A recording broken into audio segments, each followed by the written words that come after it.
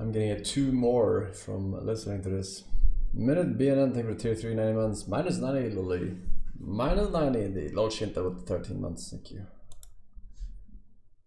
Really comes to a head with one thread simply titled Mog's sex with girls. I'd rather goon 24/7 than have to cope and jester on dating apps or cold approach a dumb girl. Conversing with low IQ primitive women is insanely difficult for me, an autist, and I can't fake the interaction for over 5 minutes. It doesn't feel as good as my hand death gripping my on my triple monitor setup. Girls give you AIDS and take your money. Plus when I off, I can sit on my hand till it's numb and pretend a blonde Stacy is me. How poetic. God, I'm gooning.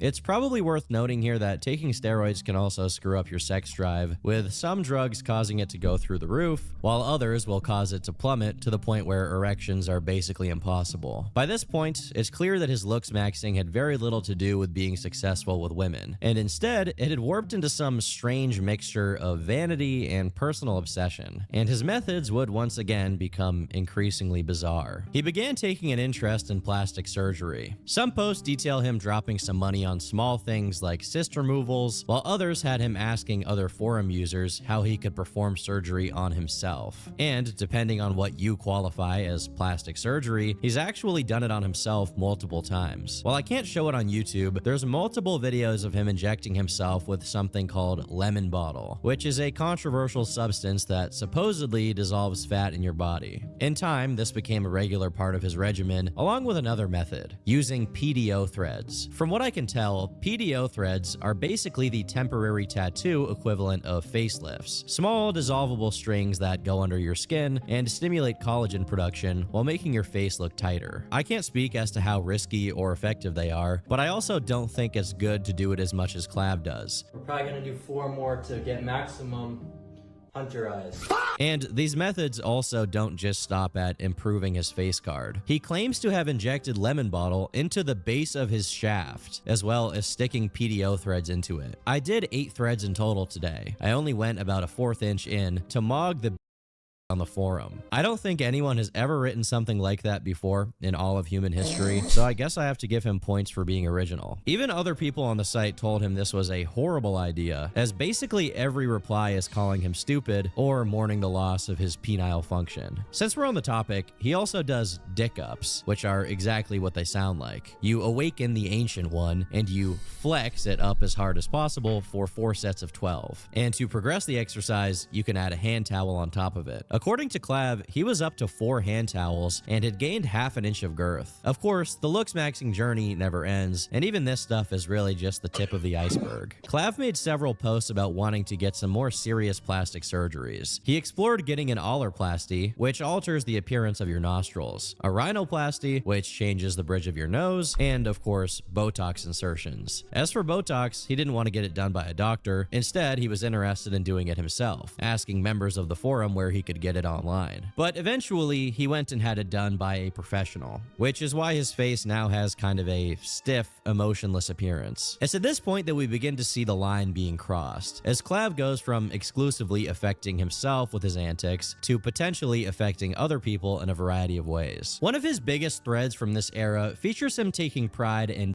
girl who is in a relationship. What's funnier, or more strange about it, depending on how you look at it, is that he recorded audio of her crying about it afterwards to own her. Besides this, he frequently expressed his pride about purposely tricking people on TikTok into doing fake looks maxing techniques. This would be taken to the next level when, after enrolling in college, Clav was outright planning to start doing Botox injections for other students to make a quick buck. Funnily enough, before he expressed his intention to do this, he was concerned about being kicked out if the college ever found his social media accounts, only to turn around and make plans to run a plastic surgery operation out of his dorm. He also made some other thread announcing that he won't be paying taxes. I guess that one is kind of based, I can't lie. Whether true or not, it seems like his concern about being kicked out of college is performative. If anything, it seemed he was looking forward to it, as it would give him an excuse to completely give up on trying to live a normal life so that he can go all in on being an online personality, as he was already trying to do at this point through his TikTok and on YouTube. Clav found himself not being invited out by anyone, and even when he did get with a woman, he had to be on multiple drugs to be able to perform due to his severe erectile dysfunction, because of course he had ED. He was also posting TikToks during this time period.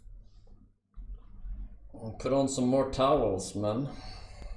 Iconologics, thank you, man. Jokan, Dude, Jersey, Diadude, and Shikowar, thank you, boys. Hey, Cuba, thank you for 1 year. Polska Gurum, Blood Trail, he says. Thank you, man. Jeff Cat with 100 months. 100 pack jump. 100 pack jump. Thank you very much. That's pretty ancient of you, sir. Welcome back.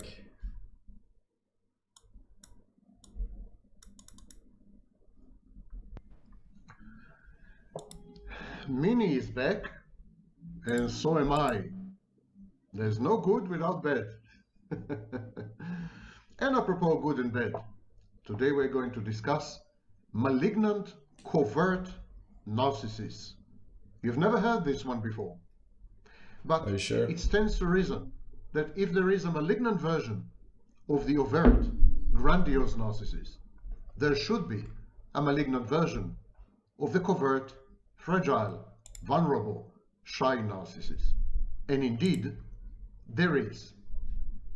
My name is Sam Vaknin. I'm the author of Malignant Self-Love, Narcissism Revisited, a former visiting professor of psychology and a not-so-shy member of the faculty of SIAPS. Not even a Mensa member. It is commonly accepted that there is a variant of overt, grandiose narcissism known as malignant narcissism. It's the unsavory combination of sadism, psychopathy, and narcissism. The perfect trifecta, your dream partner. Indeed, some scholars suggest that what we call overt, grandiose narcissism is actually a form of psychopathy, and that the only real narcissism is covert, compensatory. There's an innate bad object, an inferiority complex, feelings of inadequacy, of unworthiness, of being unlovable. And the compensation is to appear to be godlike, to insist on one's perfection and brilliance, omniscience and omnipotence. So this is where the field is heading, focusing on the compensatory aspects of narcissism.